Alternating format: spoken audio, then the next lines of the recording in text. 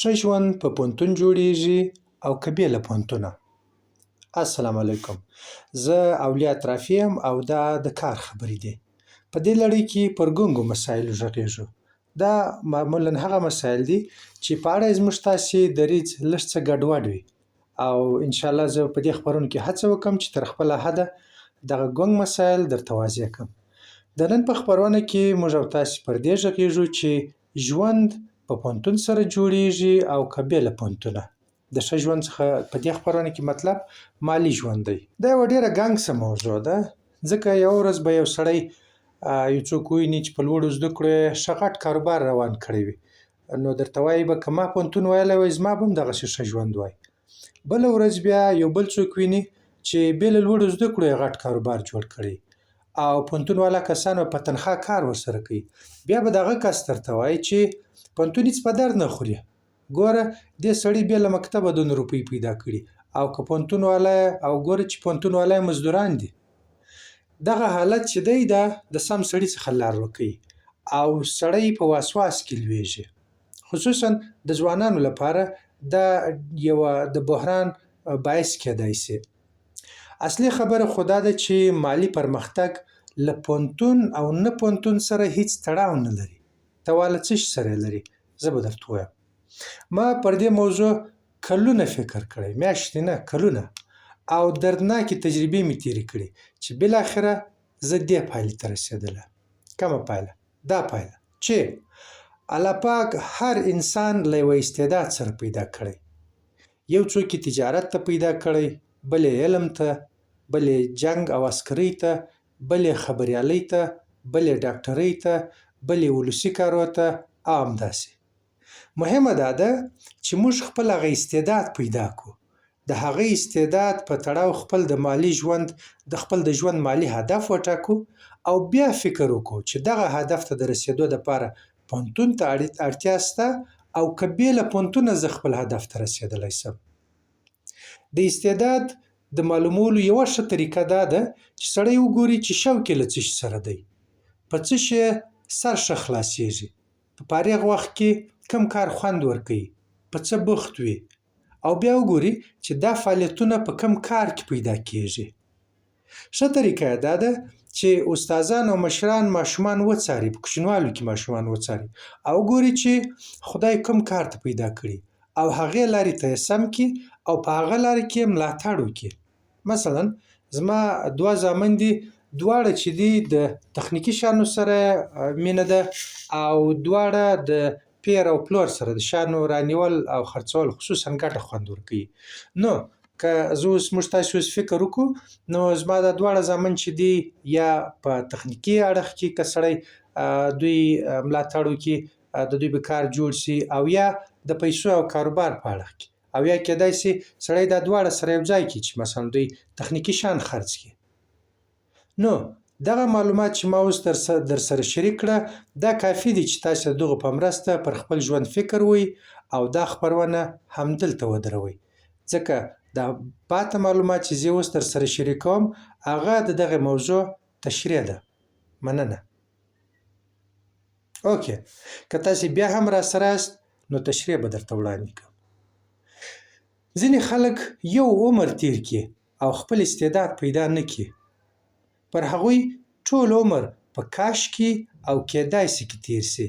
کېدای شي پوهنتون زما کار جوړ کړی وای، کاش کې مې دکان کړی وای، که خارج ته ولاړ شم ژوند به مې څنګه شي، سم به نه شي، فلانی ولاړی ژوند یې سم شو. زما د ژوند شل کلنې کټ مټ دغسې بحراني او یو دردناک حالت و. زه ډېر په تلوسه وم چې زه یو شی وکم، خو نه پوهېدم چې څه وکم. نو په ساینس مې شروع وکړه، خو هغه د 10م صنف په ریاضي کې زه 2 ځله ناکامه شوم، ساینس خو دلته پاتې شو. بیا مې غوښتل چې کمپیوټري پروګرامونه جوړ کړم. هغه وخت د کمپیوټر پروګرامو ډېر کشف درلودی.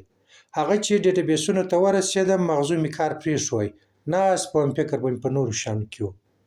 دغه معمولاً یوه ښه نښه ده چې کله سړی ناست وي او پام یې بل شي کې، د دې څخه معلومیږي چې دغه شی ستاسې دپاره نه دی، یا تاسې د دغه کار دپاره نه یاست. هغه وخت سړی فکر وکړي چې بس دلې پرېږدم. زما په ریاضي کې هم دا مشکل و، کمپیوټر په پروګرامینګ کې هم دا مشکل و، ځکه زه په دواړو کې مخ ته ملا نړم.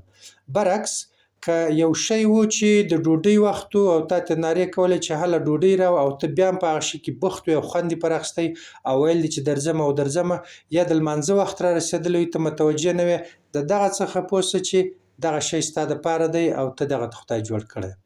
ښه، بېرته به زما کیسې ته راسم. نو ډیټابیسونه او ساینس شیان راڅه پاته شول. د هغه وروسته چې ما بیا پر ډېرو شیانو باندې فکر وکړ، پر مستریتوب، پیبکارۍ، بنایي، برق، سیاست او ان پر جادوګرۍ باندې مې فکر وکړ. بالاخره مې د حقوقو امادګي راټینګه کړه. دا مې په زړه نه وه، خو زه نور دغه بحران درد مې نسو زغملی، دا سرګرداني مې نسو زغملی، نو دغه یو شی مې راټینګ کړ. د حقوقو زده کړه امادګي چې وه ډېره راته سخته هم وه. یوه ورځ حتی د درس په وخت کې ضعف شوم، خو الله پاک توفیق راکړ، خلاصه مې کړه. د بریتانیا د حال پوهنتون ته زه کامیابه شوم، خو ترڅنګ مې دغه لټون روان ساتلی و. په دغه وخت کې زه پوهنتون ته کامیابه کېږم، په همدې وخت کې ما یو کتاب لوستی، د بریا اصول یا سکسس پرنسپلز، جک کنفیلډ په نامه یو لیکوال لیکلی و. نو په دا کتاب کې زه تقدیرا په دغه وخت کې هغه څپرکي ته راورسېدم چې د بحران په اړه یې خبرې کولې، چې ویل چې که تاسې د دندې بحران لرئ نو څه وکړئ. نو دې کتاب یوه لارښوونه کړې وه. هغه ویله چې که تاسې د دندې په اړه بحران لرئ او نه پوهېږئ چې څه وکړئ، نو تاسې داسې وکړئ چې یو سپین کاغذ راواخلئ او ټول هغه شیان پکښې ولیکئ چې تاسې شوق ورسره لرئ، او یا په فارغ وخت کې د هغه په اړه فکر کوئ. دا مه ګورئ چې امکان لري که یا. کله چې مو زړه خالص و، لس هغه شیان مو چې ډېر خوښ وه هغه ځینې رابېل کړئ. بیا له هغو لسو فعالیتونو څخه 5 هغه غوره کړئ چې تر ټولو مو خوښ وي، او بیا وګورئ چې دا فعالیتونه په کم کار کې پیدا کېږي. زما د خوښې شیان دا وه: سفر کول، کتابونه لوستل، سفرنامې لیکل او بیا له ملګرو سره شریکول، مستند فلمونه کتل او جوړول، ګټور معلومات زده کول او له نورو سره شریکول. کله چې مې فکر وکړ، دا ټول فعالیتونه چې وه یوازې په ژورنالیزم کې وه، او هغه شیبه چې کله زه دا پرېکړې ته ورسېدم، برینسټورمینګ زما په یاد دی، ما د مایانو فابریکه وه، د هغو په یخچالو کې په ګدامونو کې ما کار کوی. ما چې خلک به د یخچال څخه یو مال وتی، ما کمپیوټر کې رسوی چې ګدام یخچال سره اډجست شي. زما په یاد دی، زه د بخارۍ څنګ ته ناست وم، یو کوچنک کابین و، پنډه درې شوې وه، دا به مې اغوستل چې ګدام ته ننوتم، بیا به بېرته رالم. ویکینډ کې ما کار کوی، شنبې یکشنبې چې رخصتي وه. په دغه وخت کې نور تر اوسه زما سره دی چې ما ټول دا شیان ولیکل. بالاخره چې زه پوه شوم چې ژورنالیزم دی، ما هغه شیبه حس کړه چې دغه مې لار ده. ځکه څنګه پوه شوم، زړه مې ولګېدی او ارام شوم. دا یوه نښه ده. نو دا بله اونۍ ما حقوق پرېښول او ژورنالیزم مې پیل کړ. نو زما حس پر ځای و. په ژورنالیزم کې زه ډېر ژر او ډېر تېز مخ ته ولاړم. د پوهنځي زه ممتاز محصل شوم. د پوهنتون په دوران کې مې ریپورټونه په بي بي سي کې خپاره شول، د پوهنتون په دوران کې. او د پوهنتون په پای کې ما ته بي بي سي کې د دندې وړاندیز وشو. او په یاد مو وي، زه هغه کس وم چې د لسم په ریاضي کې زه 2 ځله ناکامه شوم، خو دلته خدای زما استعداد راوښوی او پر لار یې سم کړم. نو دا لا ښه ده، دا بل ټیپ در سره شریکوم. لا ښه ده چې خپل استعداد د اسلام له فلسفې سره وتړو او د خپل استعداد له لارې خدمت په نظر کې ونیسو. مثلا زما د ژوند فلسفه دا ده چې په ژوند کې بې نظمي او کړاو را لږ شي. ځکه زه اوس ناست یم او ستاسې سره ګټور معلومات شریکوم. زه دا اوس چې دی، زه په کوټې کې ثبت کوم، ګرمي هم ده، کمپیوټر مې مخکې دی، پر سر باندې مې پټو اچولی دی چې غږ ایکو ونه کړي. په تلیفون کې دا غږ در سره شریکوم، خولې را باندې بهیږي. کړکۍ مې هم تړلې دي چې د باندې څخه اواز را نه شي. صحیح ده؟ دا هغه زما فلسفه ده چې زه غواړم دا زما د مسلک له لارې چې زه ژورنالیست یم، زه کمیونیکیشن کې تکړه یم، چې څنګه خدای تاسې له سرګردانۍ خلاص کړي. او تاسې په دغه حالت کې چې ځینې وځئ او ستاسې اولادونه چې دي او ستاسې کشران وروڼه چې دي، چې هغه ژوند یې ضایع نه شي او استعداد یې هم سم ځای ولګېږي او دوی خوشحاله ژوند هم وکړي او ټولنې ته هم خیر هم ورسېږي. نو کوښښ وکړو چې د یو اسلامي فلسفې سره د خپل استعداد وتړو. خپل استعداد له یو ژورې فلسفې سره تړل دا ګټه لري چې هغه بیا په سختو حالاتو کې موږ ته صبر، هوډ او هیله راکوي او ژوند مو معناداره کېږي. که نه سړی یو ځای یو وظیفه شروع کوي، پیسې پیدا کوي، خلاص، اما ژوند بې مفهومه وي. خو کله د اسلامي ژورې فلسفې سره د خدمت په نظر کې ونیسو، بیا ژوند معناداره کېږي او له سختو حالاتو سره مو باسي.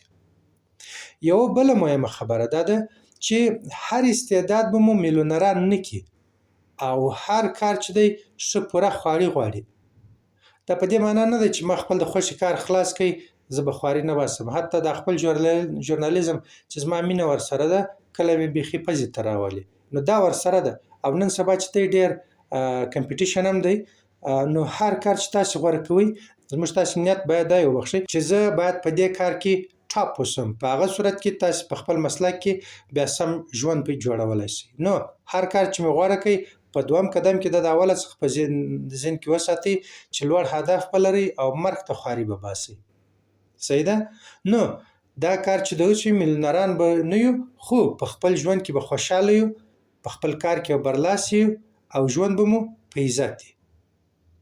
کله چې تاسې خپل استعداد پیدا کړئ، نو کېدای شي خپله حیران شئ، او کله چې د نوې دندې خبره کوئ، کېدای شي خپلوان هم درته حیران شي، ځکه وایي دا څه وایي خبره ده. خو تاسې پر الله توکل وکړئ، د نوي کار په لور وخوځېږئ او هغه وخت دا فکر ووایئ چې په دې کار کې بریا مې پوهنتون غواړي او که نور زیار. صحیح ده؟ کله چې تاسې دا ټول کار وکړئ، دا وخت کې سړی فکر بیا کوي چې ښه، اوس نو پوهنتون ته د دې کار د پرمختګ ته ضرورت شته، او که بې پوهنتونه زه پرمخ تللی شم په خالي خوارۍ. خو تر پوهنتون دمخه له ځانه څخه دا پوښتنه وکړئ چې الله پاک موږ تاسې کوم کار ته پیدا کړي یو. صحیح ده؟ په کوم کار کې ستا استعداد دی، د هغه استعداد پیدا کول دی. نو که مو دا خپرونه خوښه شوې، نو هېر مو نسي چې لایک او شیر یې کړئ، شریکه یې کړئ، او همدارنګه زما پر چینل د ګونګو مسایلو نورې ګټورې خپرونې هم اورېدلی شئ. که چینل سبسکرایب او زنګولۍ فعاله کړئ، د نورو خپرونو په راتلو سره به تاسې ته پیغام درشي. السلام علیکم.